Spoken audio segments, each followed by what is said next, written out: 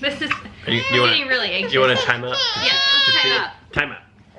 For us to give away 3 sleep analyses. So it's incredibly important. This is great footage. Future Brad here. Make sure you watch to the end of the video for our awesome giveaway. You're a genius.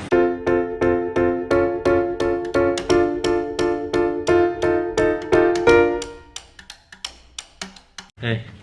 Okay, well, by having the babies in this video, it's gonna bring the cuteness and entertainment level up a lot of notches, but it's gonna bring the distraction level up a lot of notches as well. It's hard to compete. But I guess if you don't care one lick about sleep training, at least if you watch this video, you're gonna get a full, probably 12 to 15 minute dose of babies. That's right. Yeah, so this video, as I mentioned, is all about sleep, and it was somewhat highly requested. It's gonna be long. Bullet number 1, disclaimer. We are not sleep training experts. We don't have a degree in sleep. We only know what we've learned through our extensive research, and by our, I mean mine. I just pulled up the Kindle. On the Kindle, we have 6 books on sleep. Plus 3 additional hardbacks that I know of. So I've read them all. You've read some of them. I've read a little bit of everything. So you guys are basically just going to benefit from, I mean, hours and hours of research that I've done on sleep. What I've learned as I've researched sleep a lot is that there are a lot of things that people disagree on about sleep, but then there's a whole host of information that is the same across the board no matter what source you get it from. And that's what we take from it. We combine things that are science-based with our own gut instincts and just kind of put those together to come up with how we... And our experience. And our experiences, yeah, for sure. Number 2, one of the biggest things that I was a stickler on is being consistent and setting good habits from the start, from day 1. Wouldn't you agree? Absolutely. And so I was a stickler on like not rocking them to sleep, putting them... Oh my gosh, is this what it's gonna be like when you do her hair? What's wrong with it? It was like not even on her head all the way. Like we had the rock and plays, and I wouldn't let them use the rocking feature. I don't even know why we bought those things. I don't know. So looking back, I think I was a little bit overboard. I was under the impression that we would create bad habits in the beginning, but looking back, I don't think the first 3 months or so are that important for creating bad habits. Yeah, it doesn't seem like it. Yeah, that's probably another disclaimer. I mean, you can't really sleep train, I put that in quotes, sleep training, until they're a little bit older. What, like 4 months? Around 4 months is what's like widely accepted as when you can start sleep training, and I think that goes along with like how their sleep changes when they turn 4 months old. They start entering into more adult-like sleep. As an infant, oh, she just spit up. As an infant, they have just like totally different sleep patterns and everything than they do as an adult. So it's not as important to like establish good habits then, other than like you're not creating bad habits for yourself. So like rocking them to sleep. Nursing them to sleep. Nursing them to sleep. So anyway, like in the first 3 months, I don't think it's that big of a deal. If I could go back and do it again, I would just do whatever it took to get them to sleep those first 3 months, and then start really getting into it by 4 months. So anyway, in those first 3 months, like the biggest thing is that the old phrase, sleep begets sleep. So the more they sleep during the day, the more likely they are to sleep at night, and you really want to avoid being overtired. And we'll talk more about that, but like those first 3 months, they need a ton of sleep, like around 18 hours a day probably. So they're gonna have very short times that they're awake in between naps. And then, I don't know, after like 8 weeks, they start giving you a little bit of a stretch in the beginning of what's considered their nighttime, which in the first 3 months can be pretty late. Like bedtimes are all over the place, but I think average is like around 8 to 10 p.m. So yeah, sleep begets sleep. Don't listen to people who say, keep them up all day and then they'll sleep all night. That's just absolutely horrible advice. Not true at all. So moving on to sleep environment. Ew, ew, ew, ew, Lyndall, don't touch that. The environment is super duper duper important. When you have a baby that's like susceptible to being overstimulated and extremely interested in learning the world around them, you need to put them to sleep in an environment that isn't like stimulating in any way or distracting. Which is hilarious because before we had the babies, Rachel wanted to make their nursery just like the most beautiful thing on the planet. It can be beautiful. Okay. Just. But it has to be boring. It has to be fairly boring. You don't want like. You don't want like a interesting mobile hanging over their bed. You don't want like distracting pictures or anything because, well, and in addition to that, you want it completely black, dark in there. So they won't be able to see that stuff anyway if you're doing it right. So totally uninteresting environment for sleeping because if they happen to wake up and need to fall back asleep, they don't need to look around and see a lot of interesting things. So blackout shades are important for naps, white noise, and then in the beginning, swaddling. Yeah, so there is some controversy about white noise and like the decibel level. So I think the safe level is around 60 to 65, is that correct? Yep, and that's what their sustained white noise for sleeping should be around. If they're a newborn and they're having an episode where they're really cranky and you're trying to calm them down, soothe them to sleep, then you combine loud white noise with swaddling, tight swaddling, and like rocking. And that's like if you have a colicky baby that's really hard to soothe, then those circumstances you want it louder than 85, and that's only to get them through that little episode. Careful. So yeah, that's our little tidbit on white noise. We have the hatch, which is awesome. The hatch is great. Because if they wake up crying, sometimes we could just crank up the white noise and she would like fall back asleep. So you can do it from your phone. You don't even have to go into the room and like risk disrupting them or them seeing you and getting excited. You can just crank up the white noise and then turn it back down once she falls back asleep. So we really like the hatch. The swaddles, I mean, our favorites were what were they called? You're gonna see a cat coming up. What were the swaddles called? Halo sleep sacks? The Halo sleep sack swaddles with the Velcro. So you just put them in like a sleep sack and then you put their arms down and swaddle them tight. And then the blackout shades, we just got dark, like fake shades. $5 from Lowe's. Yep. They have adhesive glue like already on them, so you just stick them up. Super cheap, super easy, 10-minute project, makes the room really dark. That was cute. Hi, that's Rio. Yeah, so the environment for their sleep is super important for the first like year of their life when they're really learning how to sleep, connect sleep cycles, things like that. So white noise, pitch black, and swaddling as long as it's relevant, which you have to stop doing as soon as they show signs that they're ready to roll. As soon as they start to roll, no more swaddling, which is kind of scary, but we just cold turkey stopped doing it and it was fine. Yeah, it was no big deal. It was easy. We were worried about the transition out of swaddles. It was really easy. In addition to the environment, so the American Pediatric Association suggests that they sleep in your room for the first 6 months. We did not do that. What's really important is that they're in a SIDS approved sleeping environment, meaning they're in a crib with no other toys or blankets or anything in there with them. And we have them in their own room. Like, one of the tricks to good nighttime sleep is good naps. Wouldn't you agree? Absolutely, 100% yes. Yes, so like getting their naps figured out will contribute to a good night's sleep. If they're getting too much nap sleep, they won't sleep well. If they're not getting enough nap sleep, they won't sleep well. If they're awake for too long of a period of time before bed, they won't sleep well. It's just like you have to kind of get this sweet spot, and I guess some babies may do well no matter what, but not ours. They're really sensitive to their wake times. Okay, this is getting really anxious. You want to time out? Yeah, let's time out. Time out. Thanks, Real, for the... Rachel from the future here. Brad is editing this sleep video, and as he's going through editing it, I realized that I forgot pretty much the most important aspect of your baby sleeping at night, and that is how they fall asleep. So if you are in the habit of nursing them to sleep, rocking them to sleep, patting them to sleep, singing them to sleep, whatever, once they hit 4 months, 5 months where object permanence comes into play, they will expect to be in the same circumstances when they wake up as when they fell asleep.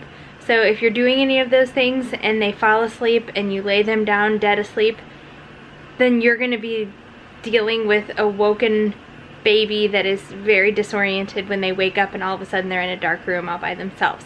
So for that reason, it's really super duper important and crucial to teach your baby how to fall asleep on their own when they go to bed. And there's different ways of doing that.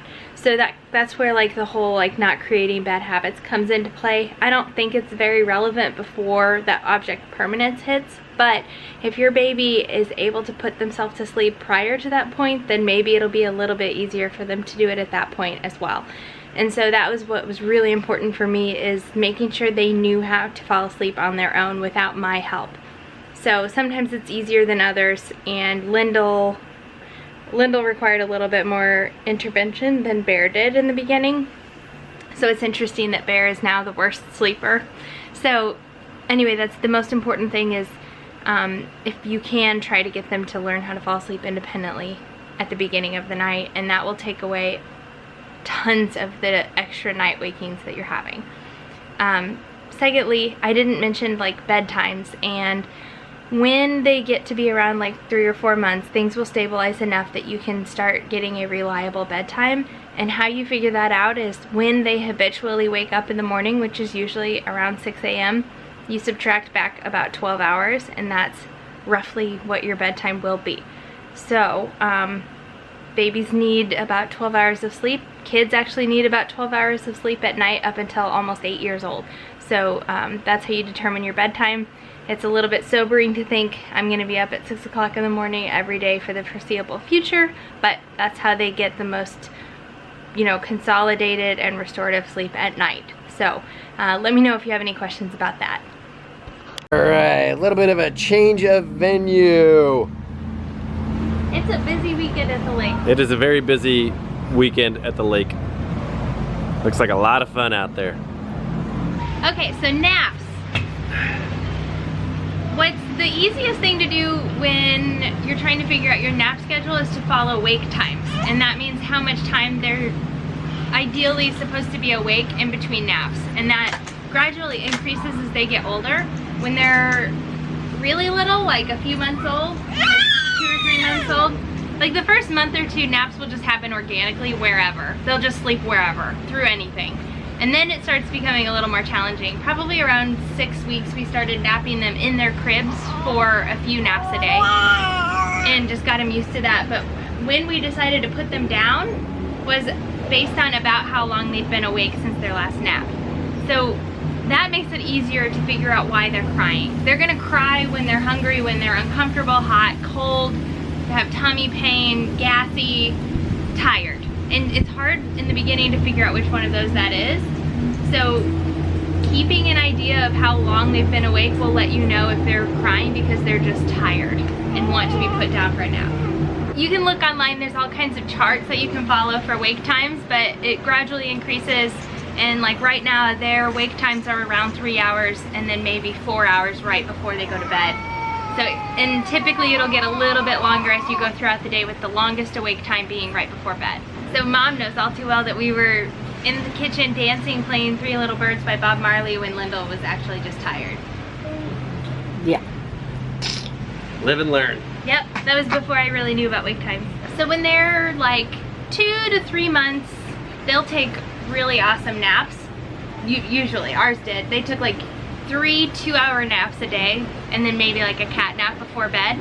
And then right around 3 months, it's just biologically normal that their sleep starts changing, and they fall asleep for one sleep cycle, which you'll know the exact amount of time that is. Ours was 37 to 45 minutes. Yep, usually closer to the 37 mark, and then they would wake up from that nap, so, and have a really hard time going back to sleep. So there was a while where we had like 4 or 5 naps each 45 minutes, which isn't fun because they don't get really well rested, and it's just the way things go.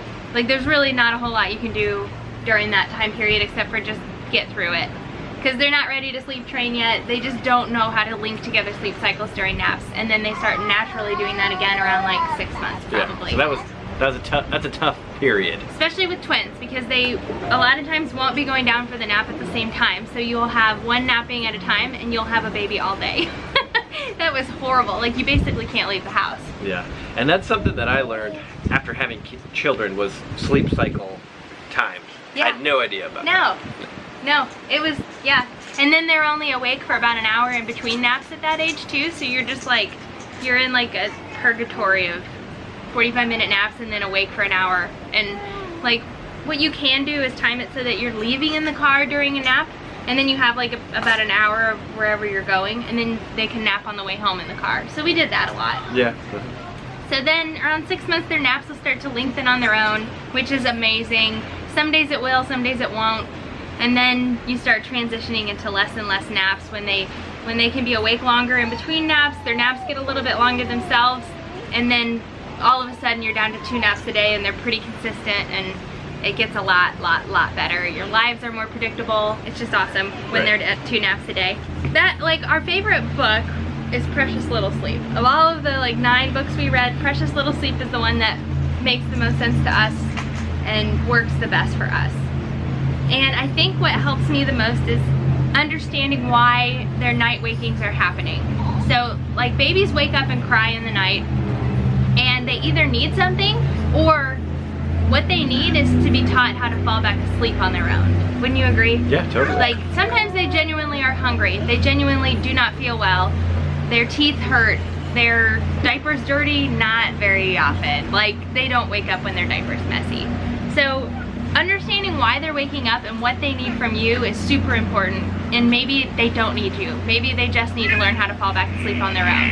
And just giving them time to figure that out, learning your baby, is gonna be really important when they're waking up at night and you're trying to figure out why. So when they have, like, Lendl sleeps through the night, when they all of a sudden start having a lot of night wakings, like Bear for example, I look really closely at the schedule, and if we have the same schedule of naps during the daytime, then I start thinking about maybe needing to tweak it so he's getting less sleep during the day so that he can sleep more at night. It's almost like a constantly changing thing. Yeah, always evolving. Yeah, like as fast as they're growing, their schedule is changing that fast as well. So with all of that said, we've collaborated with an app on your phone called Huckleberry, and I came across it in a Facebook group that I'm in that helps with sleep. Someone mentioned the app Huckleberry, and I wish I'd had it sooner. It is awesome. So it takes into account like your baby's age, their gestational age, and their patterns, their sleep patterns, and you plug in their naps, and then it tells you about what time the sweet spot is for their next nap. If you go too early, they're gonna cry a lot at the beginning because they're not tired. If you go too late, they're gonna cry a lot because they're overtired, which is really easy to get to. Anyway, the Huckleberry app just tells you pretty much precisely when to put them down for their next nap or for bed. And it tells you based on whether you're shooting for like 2 naps that day or 3 naps that day, just kind of depending on how things are rolling. So it's really awesome. And that is all free. If you download the Huckleberry app, which we'll put a link to below, it's free for it to like determine the sweet spot for your next nap.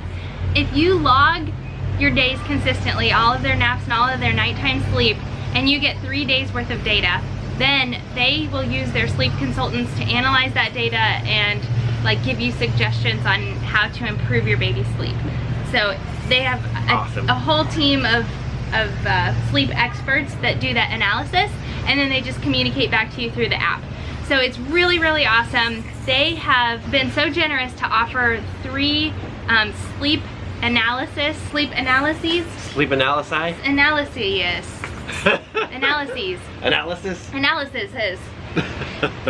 They've offered for us to give away 3 sleep analyses.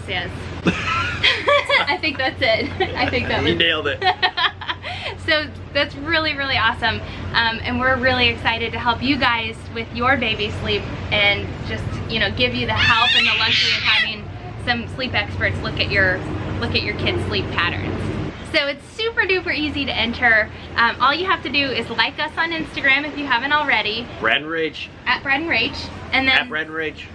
And then like at Huckleberry Sleep on Instagram as well. They have some really funny posts on their Instagram page, and also some good advice that's good to hear. So in addition to those two things, we're gonna have on our Instagram page a post about sleep. Just tag one of your friends that you think might benefit from either watching our video or the Huckleberry Sleep app. And once you do those things, comment below that you've done them and we'll enter you into the giveaway. And every friend that you tag will be another entry, so a greater chance to win. Yeah, so you can tag more than one friend if you want to. So yeah, we hope that you have really good luck and win this contest because it's awesome, and if you don't, it's really worth it. Even if you don't want to pay for the subscription, it's really worth it to get the Huckleberry Sleep app. I'm using it every day now, even though I have an idea of what their wake time should be, it's still really helpful. Yeah, that's kind of one of the things that Rachel would always say. It's like she just wants somebody else to like validate that she's doing well. And exactly. That's exactly what this Huckleberry will do for you. Validate that you're doing well with your sleeping. Absolutely. And I mean, in addition to that, we have a nanny, and so she'll ask me, she'll be like, they slept until this time, what time should I put them back down? Because she knows how important it is to me to get their nap timing right during the day. And so she'll be texting me, but sometimes I'm with patients. So I'm gonna have her download this app on her phone, and she can log in under our information, and then she can plug it in so that the app will tell her when to put the babies back down. Perfect. Because the app knows them as well as I do. So pretty awesome stuff. If you have any more in-depth questions about sleep, let us know. Obviously our information that we're providing is limited up to about the 8-month mark. But as I keep learning, I'll keep sharing that information with you. Yep, so hit that subscribe button if you want to keep following us on our journey. Make sure you go over to Instagram, do all that stuff, and give this video a thumbs up. Yeah, so best of luck in the contest, and we'll let you guys know in about a week on which 3 people are the lucky winners of our contest. And Rio wants to say goodbye. Say goodbye, Rio! Bye-bye! Alright, thank you guys for watching. Have a good weekend. Bye! Wait. Oh. Have a good week. Bye!